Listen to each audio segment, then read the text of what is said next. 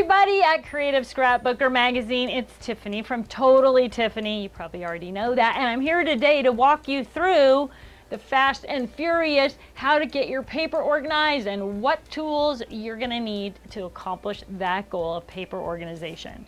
So let's start with what you're going to need. You are going to need some sort of paper storage box. And at the end of the class portion, I will go through a variety of products that you can use. So paper storage boxes, you are going to need some type of divider. So these are our paper storage box dividers. They come in a set of 10. You are going to need to create for yourself a themes and sentiments list, and this is going to guide you through the organizing process. And then you are going to need, some sort of sticky notes. These are our shut your flap tabs. They are a plastic sticky note. The reason I like plastic over paper is because plastic doesn't bend. It's very flexible. So unlike paper that you might fold over and get a crease in it, this is just going to pop right back up. So we make shut your flap tabs. There are other brands of plastic sticky notes as well, but I do prefer those. Okay, so once you make your list and get all your supplies together, then you are ready to start the organizing process. So I'm going to start with an empty box here. What did I do? The first thing I did was I labeled, and I'm using 2 sets of our paper storage box dividers, and after I'm done with the sorting process, I'm going to use them as part of my permanent organization for paper. So the first thing I did was I labeled all of my tabs with colors. So when you're sorting your paper, you're going to work in 3 major categories. The first category is themes and sentiments. That's the one you made the list for. The second category is the calendar year, so holiday and seasons. And the third category is the rainbow. So these are the divider tabs for my rainbow section. Then I use my sticky notes to create divider tabs for my holiday and season section, and I just use spring, summer, fall, and winter. Depending on where you are in your crafting life and probably the ages of your children, you may want to segment your calendar year section out, not by seasons, but by months. So if you still have a lot of things going on with younger kids, month to month is probably going to be a little bit more beneficial to you than the seasons. And then lastly, I used my tabs to create the sections for the themes and sentiments alphabetical. So A, B, C, D, you're going to know what your themes are or what tabs you need by your themes and sentiments list. So you have things in the A, B, C category, but nothing in E or F. You got D for Disney or whatever it is. You only need to make enough tabs for the letters, the major letters that you have created on your themes and sentiments list.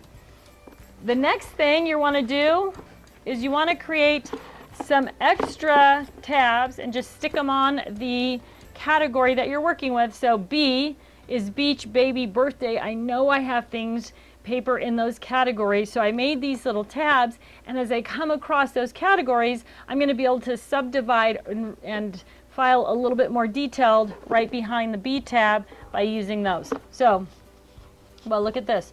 Let's start sorting. I'm going to start right now. This is beach paper, so as I put it into the box, I'm going to add that beach tab right to the beach paper, right? And now it's ready to go. So when I find more beach paper, I'll be able to add that right in as well. Next up is colored paper, and this is green. So one of the questions I get all the time about organizing paper is, how do you organize your colors?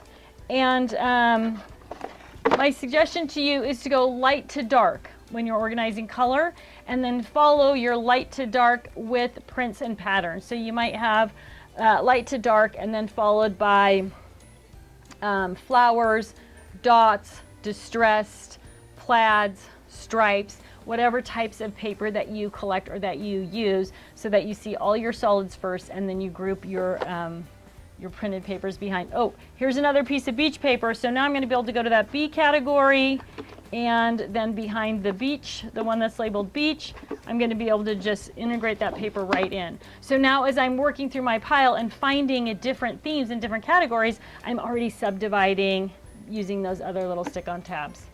Travel, this is an entire travel section. I've got it all together in one paper pocket. So everything for this collection is in one paper pocket. I'm going to go to my T tab and drop that in there. Now, one of the other things that I want to encourage you to do is start with just one paper box and sort as much paper as you can while it's comfortable and easy to sort into that box. And then once that box gets, 2/3 full, at that point, add another box and divide your tabs, right? So, and then sort into the 2 boxes as it starts to get full. So now I'm going to go back here. I'm back in colors, red, orange, pink, red. But it's so easy to just work your way through your stack of paper. Another tip is to start with just a short stack of paper. Don't try to sort all your paper at one time, right? You want to work through a small stack and get that sense of accomplishment.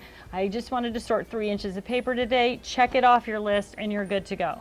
So this is another travel paper, and this paper has a decorative edge on it. I want to protect that edge, so I'm storing that paper in a paper pocket, but also right there in the travel section.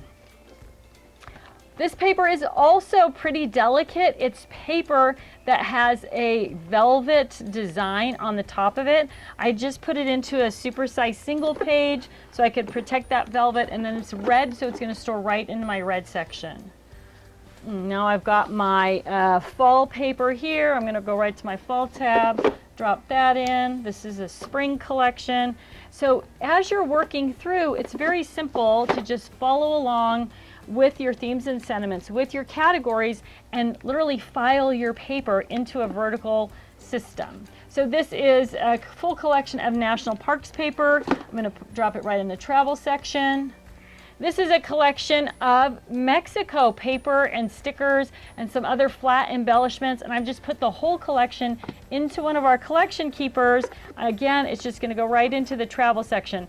You're probably getting the theme here, right? I am a travel junkie. I love all the travel papers and stickers and embellishments and all those kind of things.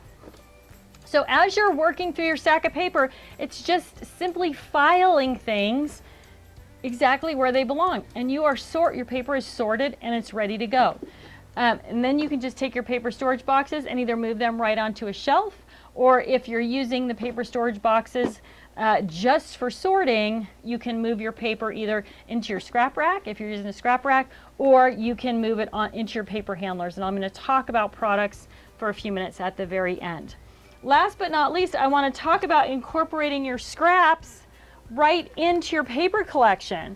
So if you're working on a project and you want to do and you want to use your scraps, you want to keep your scraps right in with the category where they belong. So this is called a Scrap Master. It is a plastic file folder that has a variety of pockets, big pockets on the outside, slash pocket on the inside, and it is designed to help you manage your scraps. So rather than having them in a scrap box or a scrap bin or in a basket somewhere where you actually have to think about them and go look for them, get the Scrap Master, and then you can store your scraps. I'm just going to go right to my blue section here, and I'm just going to add that Scrap Master right in, right? It's got another tab on it. Now the Scrap Master comes in sets of 5. So you get 5 of them. You can use them for colors, but you can also use them for any theme or category, right? So this is Halloween. So I've used this, I kind of doubled it up as a file for all the Halloween paper that I have, and then also I've got all the Halloween scraps. So if I'm going to work with Halloween paper, I'm just going to go right to my holidays and seasons, and I'm going to pull out that Halloween folder, and I'm going to have both my paper and my scraps together. So really consolidating, getting more things together is important because it's easier to use things. If you have your scraps somewhere else and you don't have them sorted in the same sections, right, themes and sentiments, calendar year, and the rainbow, and you have to constantly be digging through scraps, it's difficult to find what you need. It's overwhelming, and most of the time you're probably just going to say, forget it, I'm not going to use those, right? So integrate your scraps right into your paper storage system, and then you will use them more, and it will also be easier to put them away in an organized fashion, which means it's easier to find them. So at Totally-Tiffany, we make a whole bunch of different types of paper organizers, and they're all designed around different types of crafting. So if you are a stay-at-home crafter, right, you always only craft at home, then I'm going to recommend for you our paper storage boxes, which look like this. These are those, right? You get 5 of them in a package. I'm going to recommend that you use them with the paper storage box dividers. Now you can hold 2,500 sheets of paper in these 5 boxes. So depending on how big of a junkie you are, you might need an extra set or 2 of these, but it gets your paper vertical and organized and easily accessible. These are ideal for people who always craft at home. You're not constantly moving your paper around because each box will hold up to 500 sheets of paper or cardstock. The boxes get heavy and they're designed to stay on a shelf. They do fit in the IKEA Kallax or the IKEA Expedit, as all of our stuff does. We know that's very popular furniture in your craft room. So these are great for people who always stay at home. The papers, we call these paper junkie paper storage boxes. And again, you get 5 of them in a set, so you can organize 2,500 sheets of paper with those. If you're someone who is always bringing your paper to your workspace, or if you like to go to crops, classes, and events, the paper handler is a great choice. So you may have a craft closet or a craft room, but you also go to events and you want to take your paper with you. So if you always only craft at home, this is a great option. If you sometimes craft at home and sometimes away, the paper handlers are going to be a great choice. Paper handlers come in 3 sizes, 12 by 12. This is 8.5 by 11 for width, but A4 for height. So if you are not in the USA using 8.5 by 11 paper, but you're using A4 paper, this will work perfectly for A4 as well. All of our boxes have an optional tabbed divider pocket that you can use to organize your scraps. So the 8.5 by 11, 8.5 by 11 pockets. The 12 by 12 has 12 by 12 pockets available. And the 6 by 6, so cute. Same little pull-up handles, especially if you're a card maker and you have tons of small 6 by 6 pads. The 6 by 6 paper handler is perfect, right? So if you are a Stephanie Bernard fan, this is a little collection of Stephanie Bernard, and then I've got the paper pads, and then I've got the pockets that I can store the scraps in once I break into those paper pads and start using those supplies, right? So you can group them easily into the small paper handler. Okay, so last but not least in our paper storage options here are the fab files.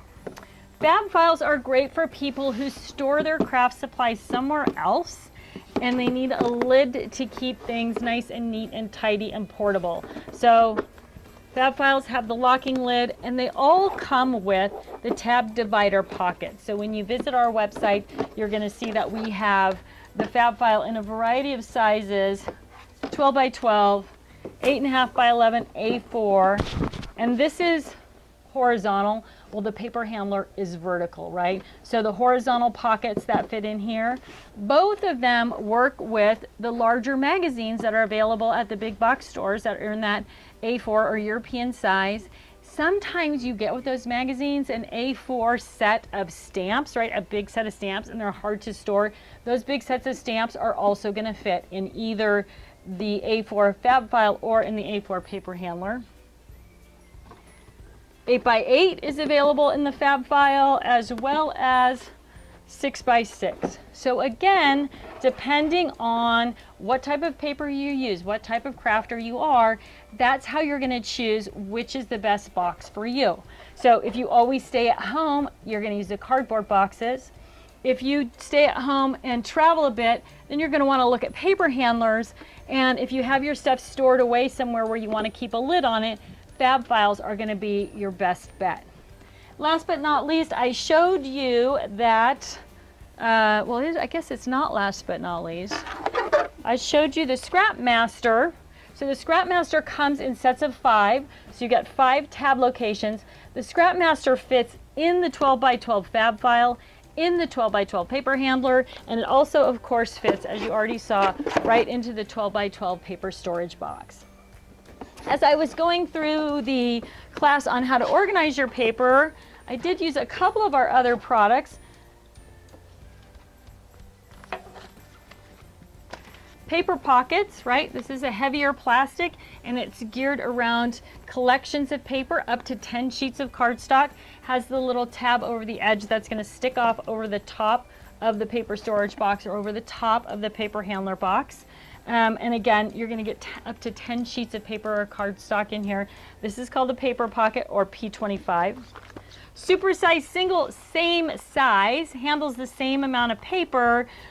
These have a 3-hole punch on the side. They're designed to work with the scrap rack. They're also going to work in your paper boxes. You can either leave the tab on the side or trim it off. This is what I use to protect that velvet paper. Side loader single is going to hold, again, 20 sheets of cardstock, has a little security flap on the side, and the paper loads in and out the side of it. Again, 3-hole punch. It's going to fit in your scrap rack or in your 12 by 12 craft binder, no problem. The collection keeper, this is for, you saw it for Mexico, right? I had some stickers and some die cuts and some other embellishments in the 3 pockets on the front.